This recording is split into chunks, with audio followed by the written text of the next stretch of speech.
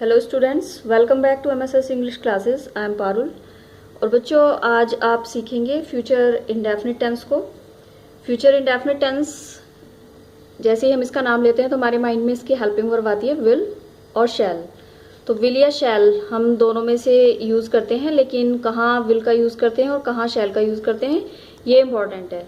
तो सबसे पहले जो हेल्पिंग वर्ब है उसको देख लेते हैं कि आई और वी, यानी कि जो फर्स्ट पर्सन है उनके साथ हम शैल का यूज़ करते हैं आई और वी के साथ। और आई और वी को छोड़ के जितने भी हमारे सब्जेक्ट्स होते हैं, जितने भी हमारे प्रोनाउंस होते हैं सेकंड पर्सन और थर्ड पर्सन के, सेकंड पर्सन में यू, थर्ड पर्सन में ही, शी, इट, दे, और प्लस जितने भी नाउन्स होते हैं उन सभी के साथ हम विल का यूज़ करते हैं। और वर्ब की फर्स्ट फॉर्म, इस टेंस में विल या शैल के साथ हम वर्ब की फर्स्ट फॉर्म का यूज़ करते हैं। अगर आपको ट्रांसलेशन करनी है, हिंदी के सेंटेंस को इंग्लिश में ट्रांसलेट करना है, तो हिंदी के सेंटेंस की पहचान पता होनी चाहिए कि फ्यूचर इंडेफिनिट टेंस में जो सेंटेंस होगा उसमें क्रिया के अंत में गा गी गे शब्द आते हैं, जैसे कि वह जाएगी, वह आएगा, तुम पढ़ोगे। तो इस तरह की पहचान हिंदी के सेंटेंस की होती है। और इनको ट्रांसलेट करने के लिए इस टेंस की helping verb plus main verb पता होनी चाहिए। तो हेल्पिंग वर्ब विल या शैल और उसके साथ वर्ब की फर्स्ट फॉर्म का यूज़ हम करते हैं। अफर्मेटिव सेंटेंस, ये टेंस बहुत ही इजी है। बस आपको ध्यान देना है कि जो विल या शैल का यूज़ है, वैसे तो मॉडर्न इंग्लिश में स्पीकिंग में अब शैल का यूज़ नहीं होता है, बट ग्रामेटिकली ग्रामर में अभी भी शैल का यूज़ है। विल और शैल, विल का यूज़ तो है ही है, शैल का यूज़ अभी भी ग्रामेटिकली जो है होता है, और वो आई और वी के साथ शैल का यूज़ होता है।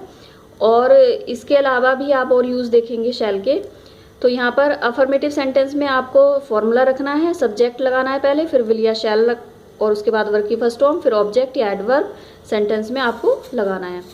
तो आई वी को छोड़कर सभी सब्जेक्ट के साथ विल लगता है, ये क्लियर हो गया है आपको।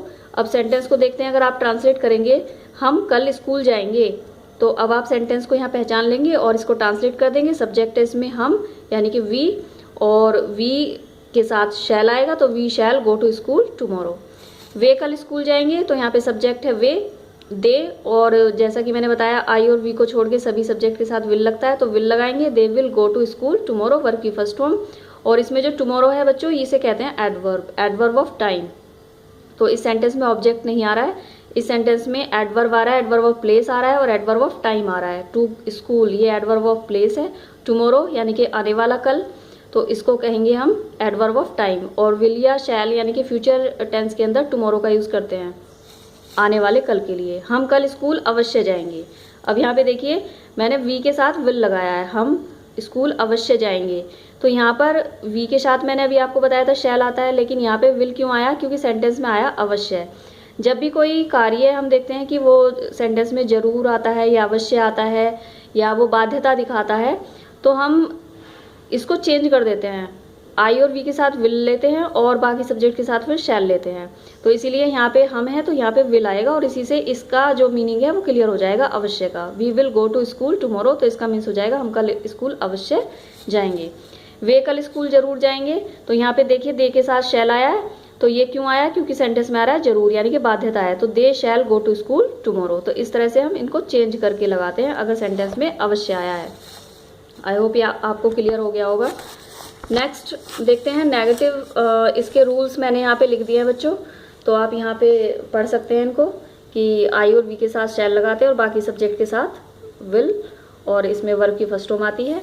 लेकिन अगर आपको लग रहा है सेंटेंस में कोई धमकी यानी कि थ्रेट दी गई है, कोई आदेश दिया गया है, कोई ऑर्डर दिया गया है, या कोई बाध्यता प्रकट करने के लिए आप सेंटेंस में देख रहे हैं जरूरी या अवश्य शब्द आए हैं, तो विल और इसके साथ जो आपके आई और वी हैं उनके साथ विल का यूज़ करते हैं और बाकी सब सब्जेक्ट के साथ शैल का प्रयोग करते हैं।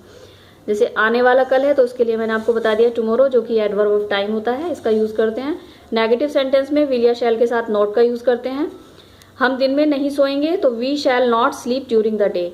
आप जनरली तो वी के साथ शैल ही यूज़ करेंगे, केवल बाध्यता के लिए आप इनको चेंज करेंगे। वह हमारी सहायता कभी नहीं करेगा, अब इसमें आ रहा है कभी नहीं, तो नॉट नहीं के लिए आता है और कभी नहीं के लिए नेवर आता है, तो इनके साथ जब कभी नहीं आएगा तो नेवर का यूज़ करेंगे। He will never help us. Next interrogative में आपको क्या करना है? जो हेल्पिंग वर्ब है विल या शैल फर्स्ट टाइप में, आपको इसे निकाल कर बाहर रखना है, आपका सेंटेंस इंटेरोगेटिव हो जाएगा। जैसे क्या वे यहाँ आएंगे, फर्स्ट टाइप इंटेरोगेटिव किसे कहते हैं, जो हिंदी के सेंटेंस क्या से शुरू होते हैं और इंग्लिश में हेल्पिंग वर्ब विल या शैल से स्टार्ट होते हैं, तो उन्हें फर्स्ट टाइप इंटेरोगेटिव कहते हैं। जैसे क्या आया है तो इसके लिए हम देखेंगे सब्जेक्ट क्या है पहले, उसी के अकॉर्डिंग हम विल रखेंगे। क्या वे यहाँ आएंगे तो दे है तो इसलिए विल लगाएंगे, will they come here. Here is also, here क्या है यहाँ पे, एडवर्ब, एडवर्ब ऑफ प्लेस। क्या तुम वहां जाओगे, विल यू गो देयर, तो यहाँ पे यू आया है तो यू के साथ हम विल का यूज करते हैं, तो क्या के लिए हम विल लगाएंगे, विल यू गो देयर, क्या तुम वहां जाओगे। देयर यहाँ पे बच्चों क्या है, एडवर्ब ऑफ प्लेस। तो जरूरी नहीं है कि हर सेंटेंस में ऑब्जेक्ट ही आए, कुछ सेंटेंस में ऑब्जेक्ट आते हैं और कुछ में एडवर्ब भी आ सकते हैं। अब यहाँ पे आप देखोगे फॉर्मूले के अकॉर्डिंग इसमें ऑब्जेक्ट नहीं आया है, इसमें केवल एडवर्ब आया, तो इसलिए मैंने ऑब्लिक करके लिखा है ऑब्जेक्ट या एडवर्ब में से कोई भी हो सकता है। तो यहाँ पे ऑब्जेक्ट नहीं है, एडवर्ब है। क्या तुम वहां नहीं जाओगे, तो will you not go there. अगर नॉट आया है तो आपको विल या शैल के साथ नॉट नहीं लगाना है इंटेरोगेटिव सेंटेंस में, सब्जेक्ट के बाद नोट लगाना है, ये ध्यान रखना है बच्चों। Will you not go there, तो यहाँ पे भी देयर एडवर्ब ऑफ प्लेस आया है। तो ये तो फर्स्ट टाइप इंटेरोगेटिव है।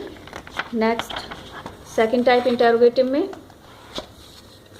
आपको क्या करना है, हिंदी के सेंटेंस में देखना है कि प्रश्नवाचक शब्द जो है पहचान होती है वो वाक्य के बीच में आता है।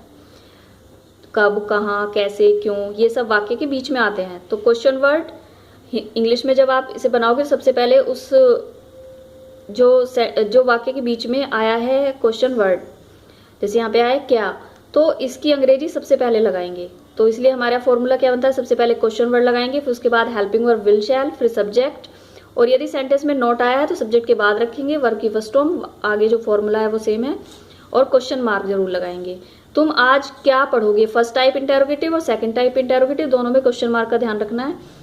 तुम आज क्या पढ़ोगे, तो क्या की अंग्रेजी सबसे पहले आ जाएगी व्हाट, और इसके साथ हेल्पिंग वर्ब सब्जेक्ट के according will you read today, verb की फर्स्ट फॉर्म, और टुडे ये एडवर्ब है बच्चों, एडवर्ब ऑफ टाइम, यानी कि टाइम को शो कर रहा है कि तुम आज क्या पढ़ोगे। वह वहां कैसे जाएगी, तो कैसे की अंग्रेजी सबसे पहले आ जाएगी हाउ, फिर हेल्पिंग वर्ब वह के अकॉर्डिंग विल, तो हाउ विल शी, जाएगी क्योंकि लड़की है तो शी लगाया, how will she go there. वे कितनी किताबें खरीदेंगे, तो कितनी किताबें, कितनी के लिए मैंने आपको पहले भी कई वीडियोस में टेंस की बताया कि कितनी के लिए हाउ मैनी और हाउ मच आता है।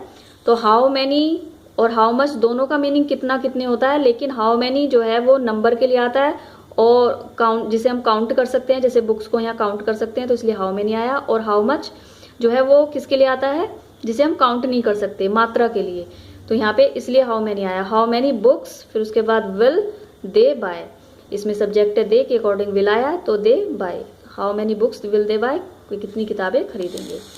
नेक्स्ट में हु, यहाँ पे क्वेश्चन वर्ड जैसे हु है तो हु का मीन्स होता है कौन या किसने, हुम का मीन्स होता है किसे या किसको। अब मैंने यहाँ पे लिखा है ये सब्जेक्ट है, हु मैंने आपको पहले ही बताया कि सब्जेक्ट भी होता है ये और क्वेश्चन वर्ड भी होता है।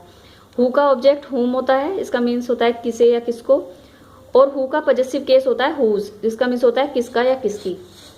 तो और वैन का मीन्स होता है कब, वेयर का कहाँ, वाई का क्यों, हाउ कैसे, व्हाट क्या, ये आपको पता होने चाहिए क्योंकि इन्हीं से आप सेंटेंस इंटेरोगेटिव बनाएंगे, तो इनकी आपको पहचान होनी चाहिए।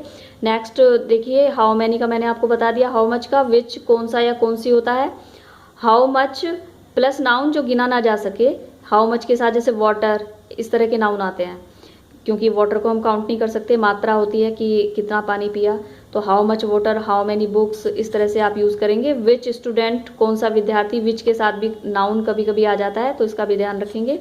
हुज पेन, किसका पेन, तो यहाँ पे कितना कार्य, हाउ मच वर्क। तो ये मैंने आपके लिए बच्चों लिख दिए हैं कि आप जब सेंटेंस को ट्रांसलेट करें तो यहाँ से हेल्प ले सकते हैं। And I hope you have understood it very well. Thank you for watching my video.